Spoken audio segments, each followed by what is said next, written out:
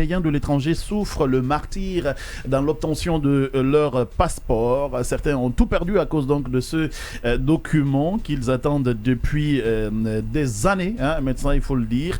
Aïssatou Cherif Baldé est donc en direct de BLG ce matin. Elle y vit, elle est géopolitologue, journaliste et présidente donc de l'ONG Hambourgeoise Guinée Solidaire Organisation. Elle est donc en direct de BLG ce matin.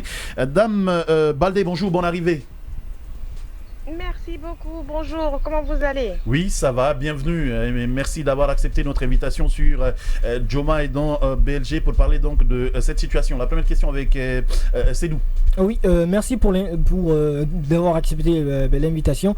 Alors, qu'est-ce qui bloque jusqu'à présent l'obtention de ces passeports alors qu'il y a des Guinéens qui ont passé la première étape, c'est-à-dire l'étape de l'enrôlement, mais jusqu'à présent, c'est le statu quo. Rien ne bouge. Pratiquement, vous savez, je dirais, c'est la lourdeur de l'administration guinéenne et puis surtout aussi le manque de volonté de la part du régime actuel, parce qu'en fait, c'est vrai qu'ils ont hérité de ce problème, mais ils savent que ce problème ne date pas de maintenant.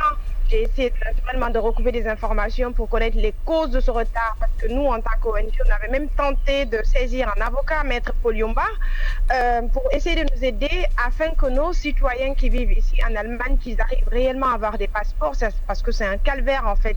Alors là aussi, malheureusement, on n'a pas eu assez de suite. On avait payé les frais et tout, ça n'a rien donné de palpable pratiquement pour nos citoyens qui vivent en Allemagne. Et on a essayé aussi de prendre contact avec les autorités. Certains m'ont dit que voilà, c'est parce que le contrat qui a été ficelé sous l'ancien régime, c'est un contrat pratiquement, il est difficile de le résilier, donc c'est très compliqué. Donc voilà, la société qui confectionne les passeports étant une société étrangère, donc la Guinée pratiquement n'a pas une même mise sur cette société-là. Donc pratiquement la société fait ce qu'elle veut, c'est ce qu'on m'a fait entendre. Vrai ou faux, je ne peux pas le vérifier parce que je ne suis pas rentrée en contact avec la société qui confectionne les passeports pour les Guinéens. Et l'autre point aussi, franchement, c'est les ambassades. Les ambassades ne travaillent pas de façon transparente, que ce soit l'ambassade de Guinée à Berlin, que ce soit l'ambassade de Guinée en France, partout les Guinéens sont, c'est le même calvaire. D'abord, quand tu t'enrôles, normalement, en temps normal, tu t'attends à ce qu'on te dise que bon, en 4 semaines, tu as ton passeport, ou bien 6 semaines. Mais en Guinée, tout est relatif. On ne peut pas te dire si tu peux obtenir ton passeport en 4 semaines, en 6 semaines, en 8 semaines. Donc, tu es dans l'attente, tu es dans l'impasse. Et ça cause du tort aux Guinéens, surtout en tout cas en Allemagne, parce que ça fait que ton titre de séjour, il n'est pas renouvelé.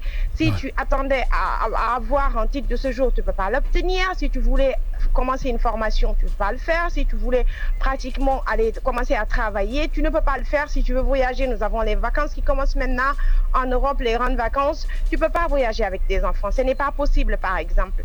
Donc, ça nous pénalise de façon très lamentable et c'est triste, franchement, ça met certaines personnes dans une situation traumatique.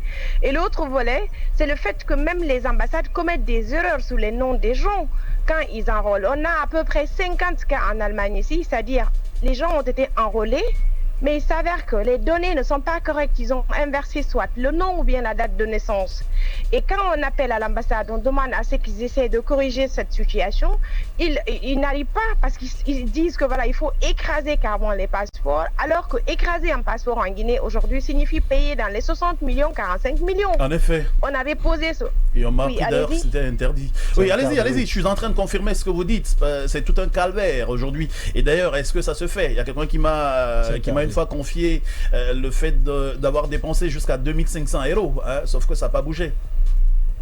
Oui, mais nous, moi, j'ai reçu des audios des jeunes, parce qu'il y a un jeune aveugle ici, un Guinéen qui est aveugle, qui a essayé de me contacter pour me dire, écoutez, Madame Baldé, je suis dans l'impasse, j'ai besoin d'un passeport. Avec ma situation actuelle, je dois obtenir un titre de séjour, mais je n'arrive pas. On me demande de payer 45 millions de francs guinéens pour obtenir le passeport. J'ai dit, mais c'est pas possible. Nous, on ne peut pas vous soutenir, en fait, à corrompre l'administration guinéenne. Ce n'est pas possible. J'ai ces audios-là. Les audios-là, c'est-à-dire la personne qui lui a demandé cela, qui lui a dit, en 24 heures, il va obtenir son passeport. Je l'ai envoyé à qui de droit? Et j'ai d'autres audios aussi où ce sont même certains diplomates qui sont impliqués là-dedans, qui disent carrément à nos jeunes, écoutez, faites comme ci, faites comme ça, vous allez obtenir le passeport en payant cette somme parce qu'ils sont tous impliqués dans ce réseau.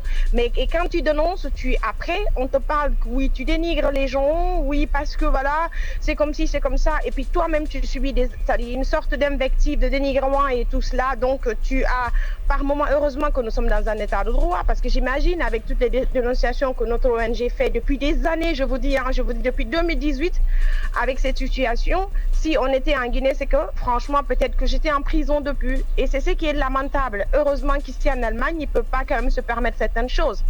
Mais sans vous mentir, la pression sur nous, elle est énorme parce qu'on dénonce les failles. C'est vrai que ça bouge un peu chaque fois quand on dénonce. On nous envoie quelques 150 passeports, quelques 200 passeports. Mais attendez, nous sommes 17 000 Guinéens en Allemagne, là. C'est pas possible. En France, on n'en parle même pas. La corruption, c'est à ciel ouvert. J'ai des documents sur l'ambassade de la France. La corruption, c'est à ciel ouvert. Même te faire confectionner une carte consulaire, tu dois payer de l'argent. Pareil pour l'Allemagne et tout. Ils ont créé un réseau où tu vires l'argent sur le compte de X pour avoir un rendez-vous. Vous comprenez un tout petit peu, pour avoir un simple rendez-vous, c'est horrible.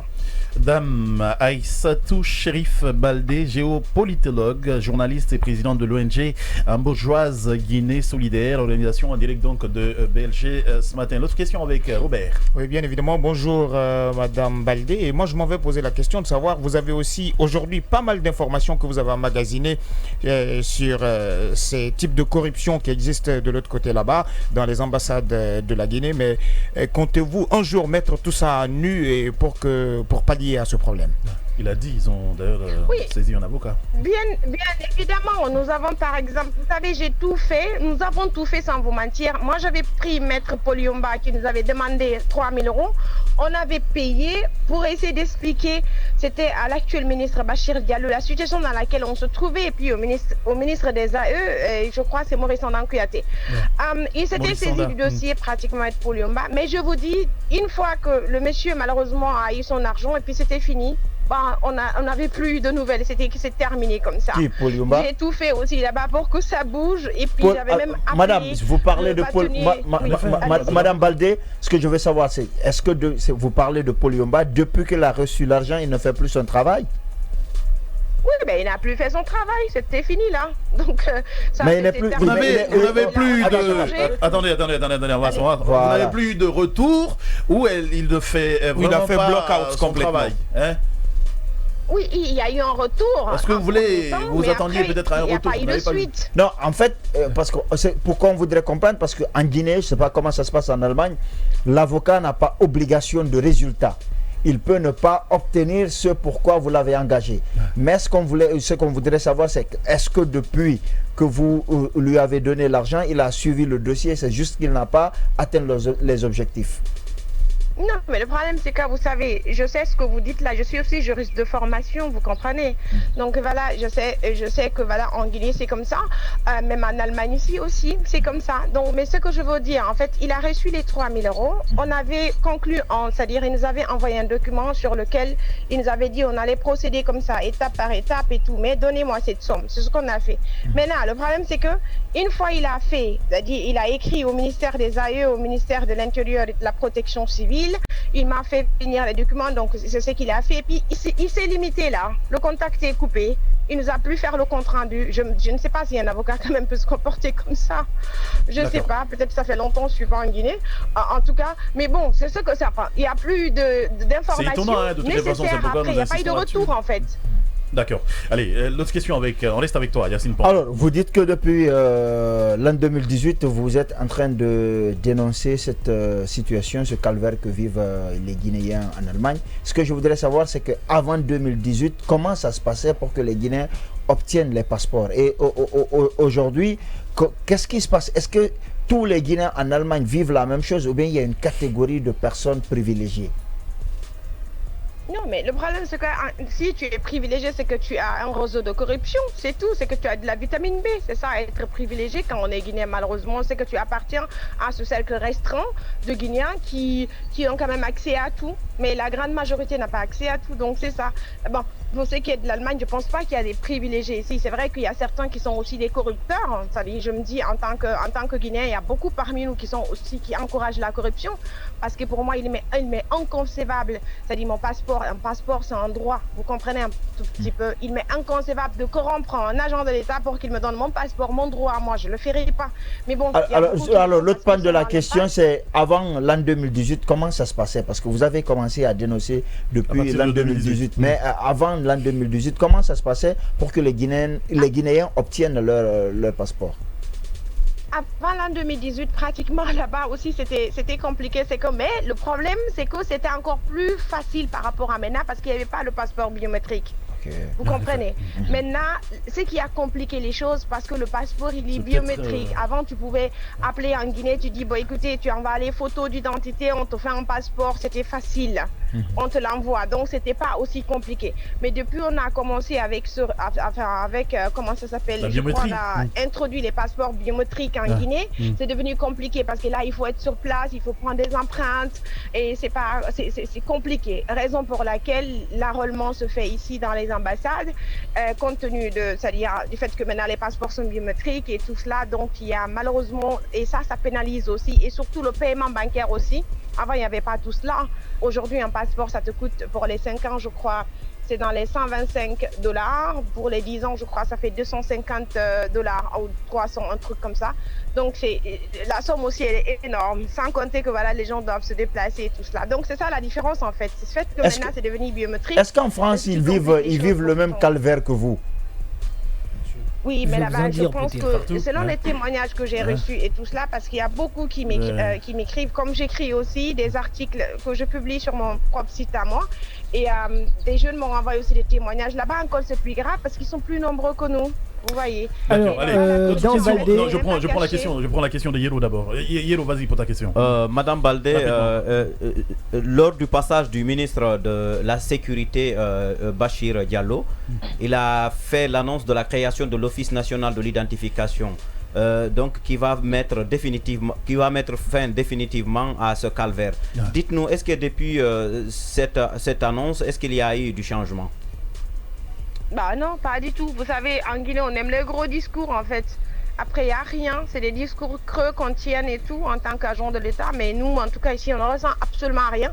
La situation n'a pas changé. C'est le même calvaire qui continue. Et ce qui est plus grave, quand tu dénonces, ici, les diplomates te prennent comme étant d'abord l'ennemi à abattre au lieu de chercher à trouver des solutions à l'immédiat pour essayer d'enlever les gens dans cette situation pénible. Bah, on t'indexe plutôt et malheureusement, c'est ça.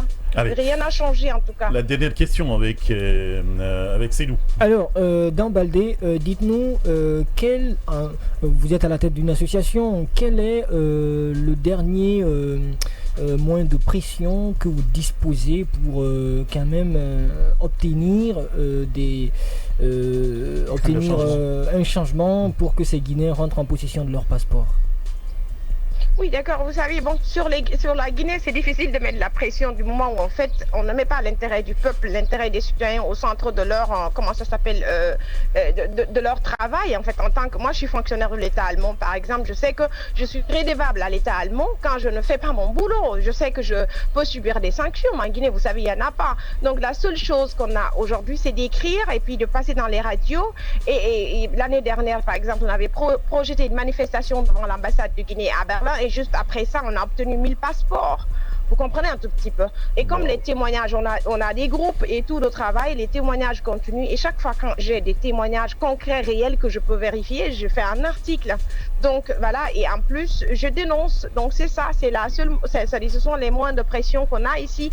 Pas plus, pas moins, parce qu'on ne peut pas faire autrement. Mais aussi, comme nous sommes en bon terme avec les différentes autorités allemandes et tout, qui eux nous écoutent en fait plus que l'État guinéen, je vais vers les autorités allemandes pour les sensibiliser. Je fais des écrits, je leur envoie des courriers et puis avec des communiqués de presse et tout que j'envoie aux différents offices de l'immigration en Allemagne ici pour leur dire que voilà, voici la situation de nos compatriotes.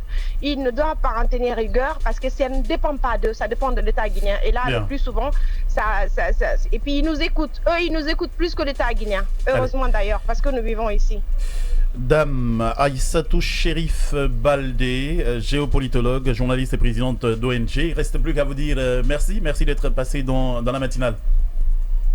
Merci aussi à vous. Bonne journée. Merci et très bonne journée. Et surtout, bon courage du côté de l'Allemagne. Je rappelle, nous avions comme invité belge ce matin Dame Aïssatou Chérif Baldé. Elle est géopolitologue, journaliste et présidente de l'ONG hambourgeoise Guinée Solidaire, organisation, pour donc parler de tout ce qu'il y a comme difficulté dans l'obtention de passeports avec nos compatriotes à l'étranger. Il est